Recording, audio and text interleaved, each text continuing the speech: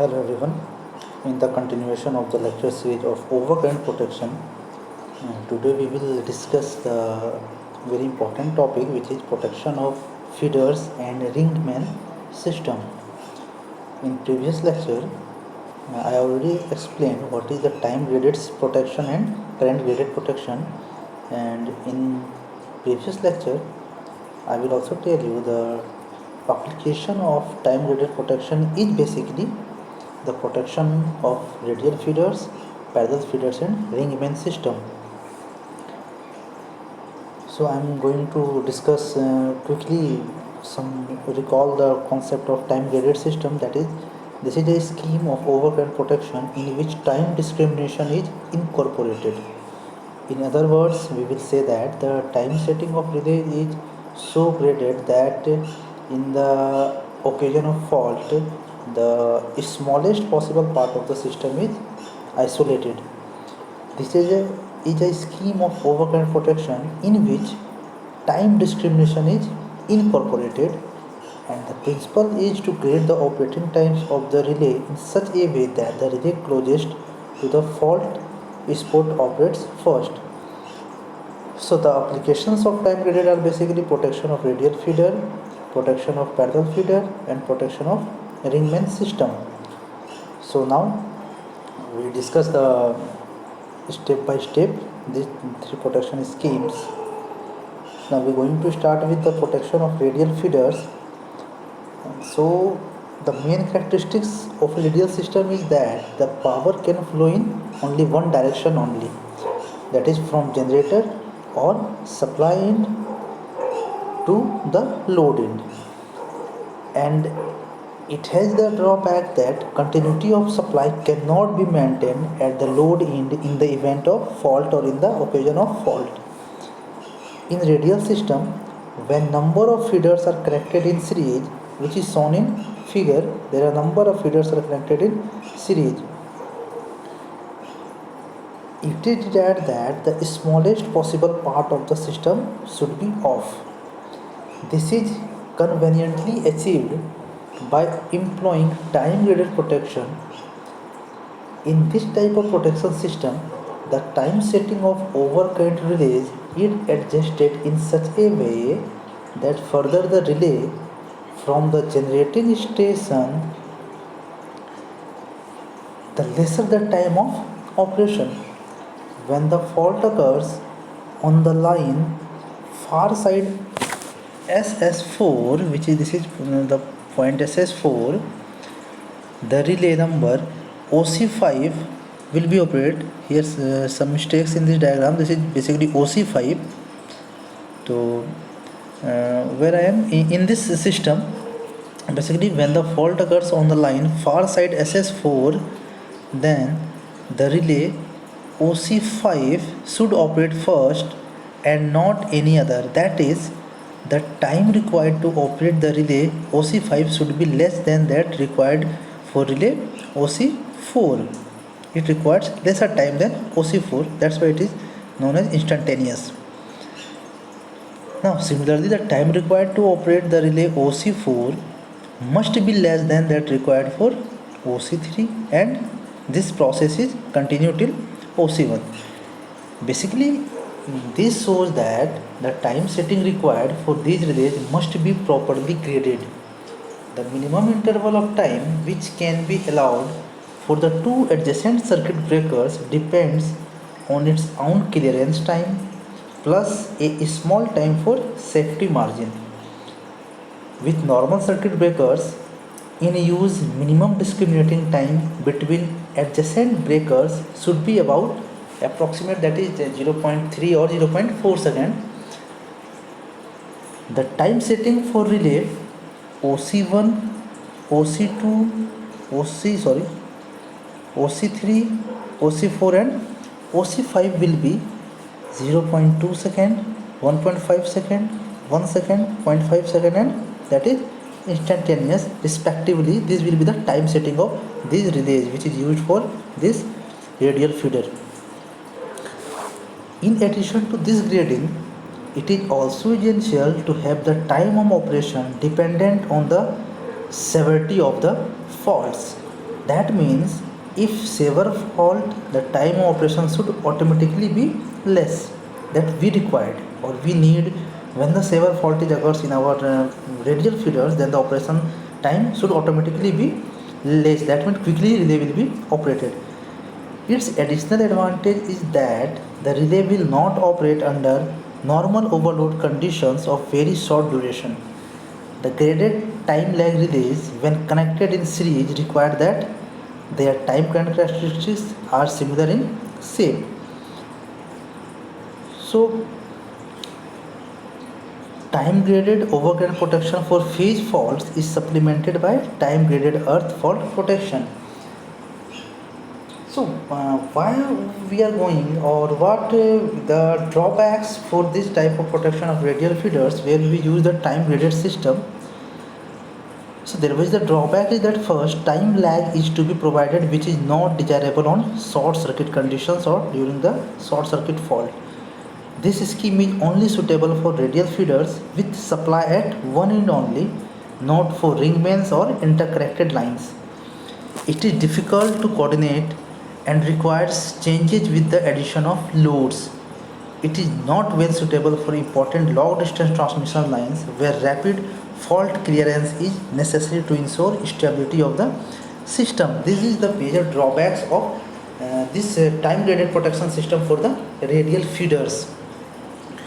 If you're talking about the protection of parallel feeders, so first I will say that for important installations, continuity of supply is a matter of very importance, and at least two lines are used and are connected normally in parallel so as to share the load. These lines may or may not run on the same towers or the same right of way.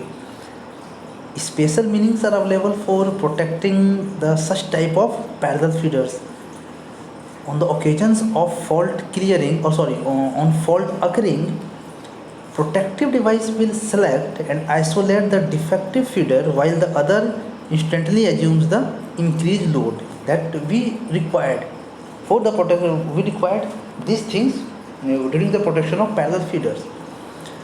The simplest method of obtaining such type of protection that we required is by providing time graded overload relays with inverse time characteristics at the sending end and instantaneous reverse power or directional relay at the receiving end, which is shown in the figure. In figure already here mentioned that the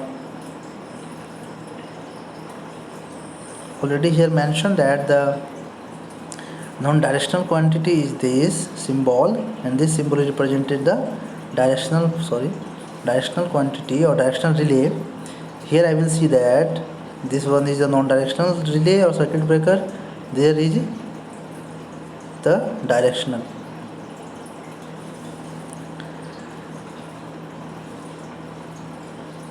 When heavy fault or short circuit occurs on any one feeder, say at fault is occurs at F, that is, if we assume that the fault occurs at that point, if we assume the fault occurs at this feeder number 2, the power is fed into the fault from the sending end as well as from the receiving end bus bars. The direction of power flow will be reversed through the relay on D, which will basically open. The excess current is then confined to B. This is the B. Excess current is then confined to B until its overload relay operates and trips the circuit breaker, thus completely isolating the faulty feeders and supplying power through the healthy feeder, because we assume the fault is occur at feeder number 2. This method is basically not satisfactory unless the fault is heavy and reverse the power at point D. Hence, differential protection in addition to overload protection must be provided to both ends of the parallel feeders.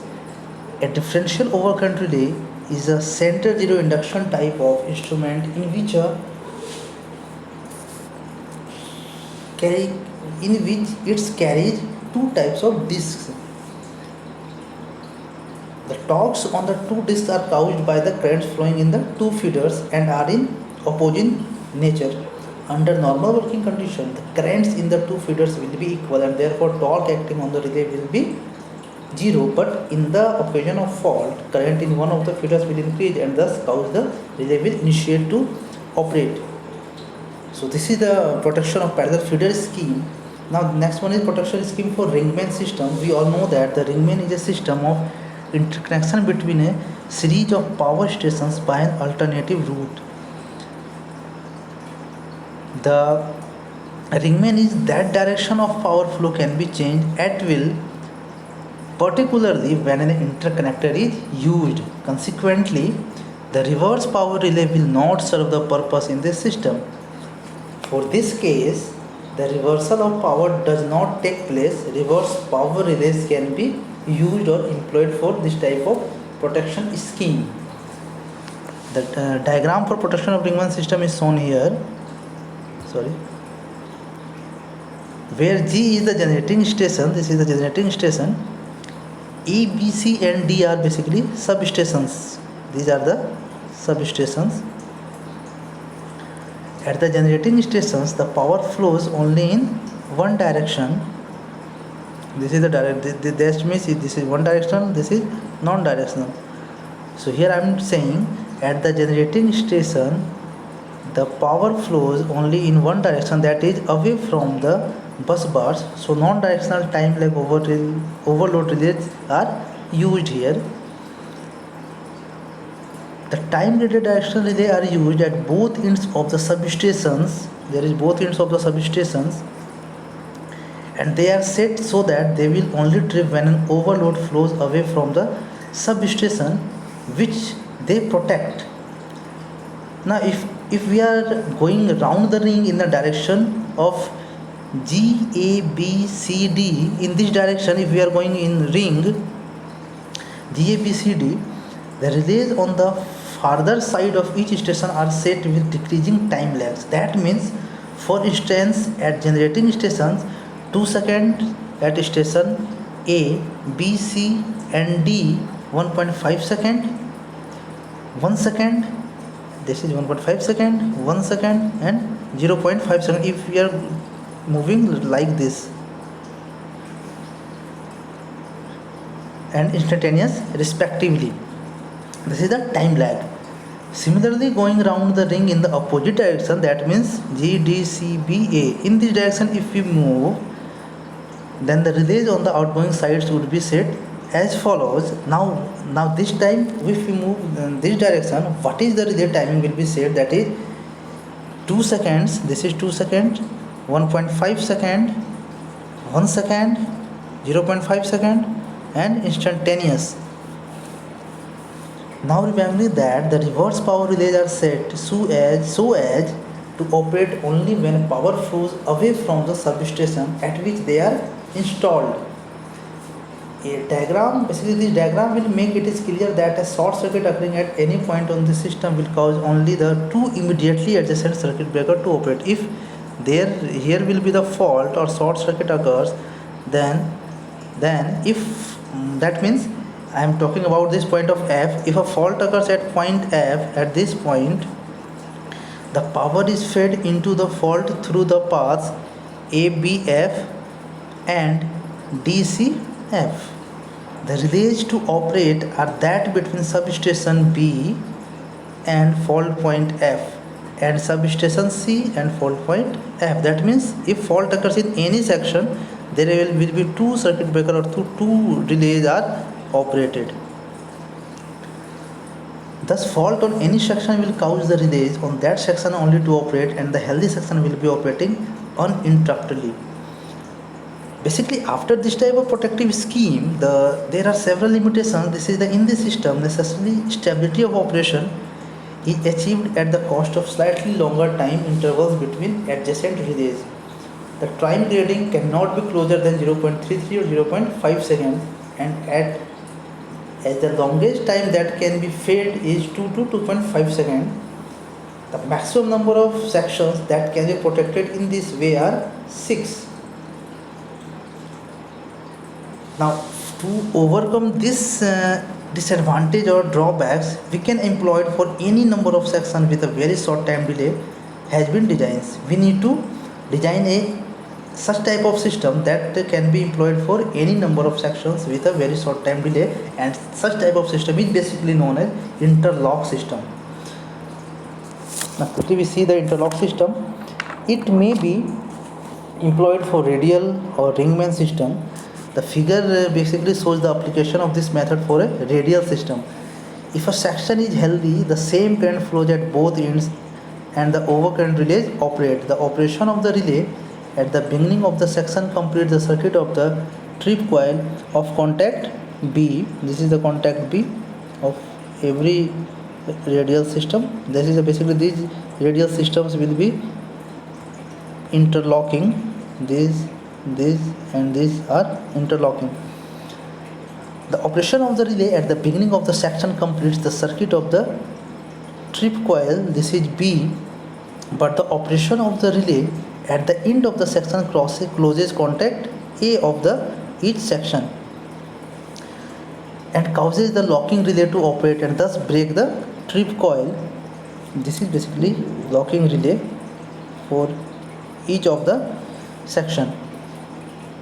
When the fault occurs within the section, the current entering is high. That means if any fault occurs, the current will be high, and due to this sudden increment of current, the contact B will be closed of the relay, but the current leaving is basically small and the locking relay does not operate.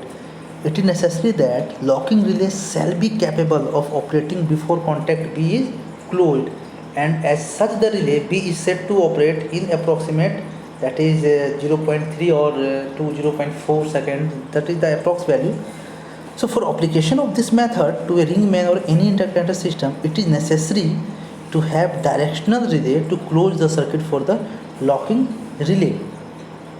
So that means if we are going to protect the radial feeders, parallel feeders and ringman feeders or ringman system, we will see in this lecture there are some drawbacks, and we need to use the different types of relay with addition to the overcurrent protection relay. That means we need to study, we need to get knowledge and concept for the different types of relays which is used addition to the overcurrent relays for this type of protection. Otherwise there are some drawbacks is also available in this protection schemes, and the protected section will be not 100% protected, and this is the dangers for our major equipment which is used in transmission line or distribution line.